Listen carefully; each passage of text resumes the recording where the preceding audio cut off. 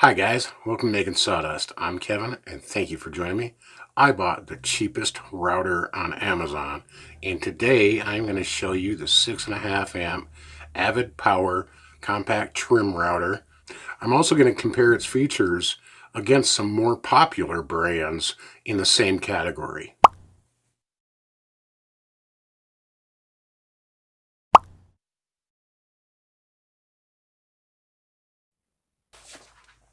Welcome back folks. Today we're looking at the Avid Power 6.5 amp 1.25 horsepower variable speed fixed base compact router.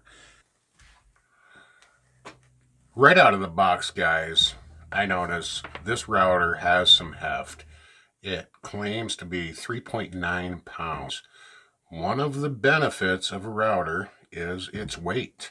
Some may think that a lightweight router is actually better. Not really. The weight of this router actually helps it. There's an advantage with your control of a router. So right out of the gate, I noticed that. It has a rack and pinion type adjustment. It also has graduations, which may or may not be actually helpful, depending on the length of your router bit, depending on how far you insert it into the collet. So those graduations may or may not help you. What I also notice is it is included with a 1/4 inch collet and a 3/8 collet. Many standard router bits are 1/4 inch or 1/2 inch diameter shafts. So I noticed this. This was actually one of the selling points of this router when I purchased it, is the ability to have a 3/8 shaft router bit. So if I need to buy some specialty bits for sign carving, I would actually like to use a larger shank router bit. It also comes with an edge guide, which is pretty standard with some of the other more popular router trim routers, but that's a very helpful tool. A dust collection shroud, which again may or may not be entirely useful in your application. For what I would want to do, I think increased visibility without having the shroud on there would be a benefit to me. What I also noticed is this kit included extra brushes for the router, which is incredibly helpful. You can rebuild this. I have many tools that I've put new brushes in, and you can really refurbish it. It's also variable speed. I have a 1 all the way through a 6. That's upside down, guys. That doesn't matter. And it is not a hard starting unit. It actually has an electronic speed control like the other popular brands, and that is a soft start. Imagine getting in your car, starting it up, and slamming on the throttle as quick as you can. It's not really good for mechanical parts. So a soft start router, and I'll demonstrate that. That's actually super, super cool. The other thing, it included 5 router bits. They're all 1/4 inch shank. I have a 1/4 inch straight, a 3/8 straight, a 3/8 flush trim, 1/4 inch round over, and a 1/4 inch cove. 2 of these that I didn't even have. They're not your Freud bits, obviously, but you can never have enough router bits. Another thing it included in the kit is a roller guide. This will attach to the side of the router housing. And depending on what size bit you have coming out, this roller guide is actually adjustable. So you could put a little chamfer on edges if you don't have an actual bearing type chamfer bit. You could also put coves on certain things, deeper coves, shallower coves. You could put a straight trim bit in there, and depending on where that bearing is going to ride on your edge or a fence, it offers you a lot of different options for this. That, again, another little selling point when I purchased this. Now to compare, I do not have a Makita and I do not have a Bauer in front of me. And those were the two other options that I was considering purchasing. I was also into it for budget. I didn't want to spend $100. I thought cordless at first, but I have a Milwaukee. The only cordless things I have is Milwaukee and Hart, and I only have one battery for each one. And I was finding a lot of bare tools.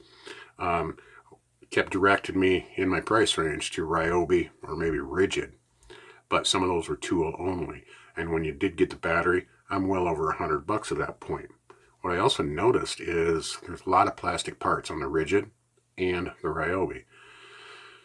I've used some laminate trimmer routers like this way back in the day, and we always used Porter cables, and they're a nice, heavy, beefy unit. That's just kind of what I felt like. So when I got this out of the box, it was kind of exactly what I was shopping for. Nice unit like this.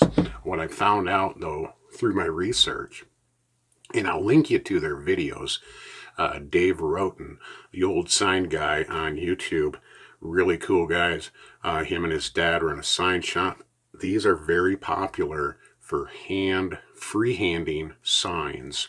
They use a Makita, I believe it's, let me look at my notes here, RT0701C. They compared that Makita to the Bauer, the Harbor Freight model, and side by side, they are identical. And I was comparing the Bauer, the Makita, and this based on looks pretty much, and 6.5 amps, 1.25 horse, and all the specs were the same. This was $69 on Amazon. When I put it in my cart, it dropped another $10 overnight, so I bought it.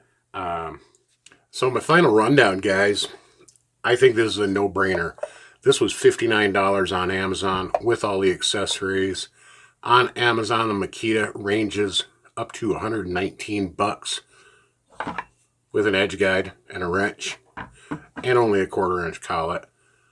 And then the Bauer Harbor Freight is $75 with an edge guide, a wrench, and a 1/4 inch collet. You really can't go wrong. Extra brushes.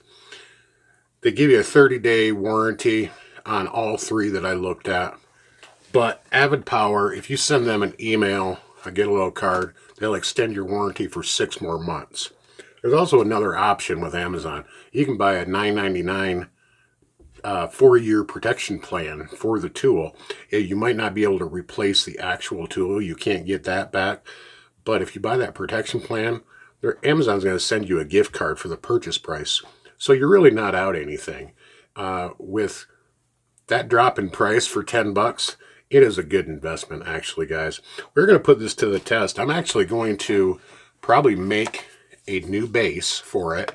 I want to make it clear.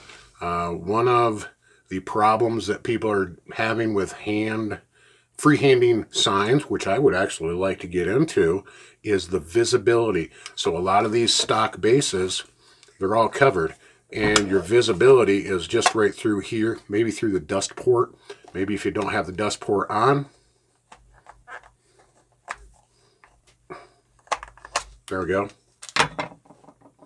It does have LED lights, and that's like one of the shiny points right there. Makita doesn't come with it, and I don't think the Bauer does either. As soon as you plug the tool in, 2 LED lights flash underneath the tool. Not incredibly bright, but that is a huge, huge benefit. So I'm not really that brand loyal, guys. I've got a couple of Milwaukees. I have some Hart. I have a Avid Power. I've got DeWalt. I've got Craftsman. I think having a wood shop, actually being in a small, unique spaced wood shop, may not afford us all the brand loyal tools that we need. And really, doing the job is about having a tool that does the job.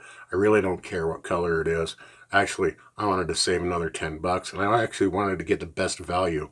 Another point of this is I can deliver some of this value for you folks. Maybe take some of the hassle, some of the stress out of making a decision, and know you made an informed decision. So thank you again for joining me here at Making Sawdust, a channel all about classic tools, budget tools, tips and tricks. We're throwing some shopsmith in here, and restorations. Now, get outside, make some sawdust.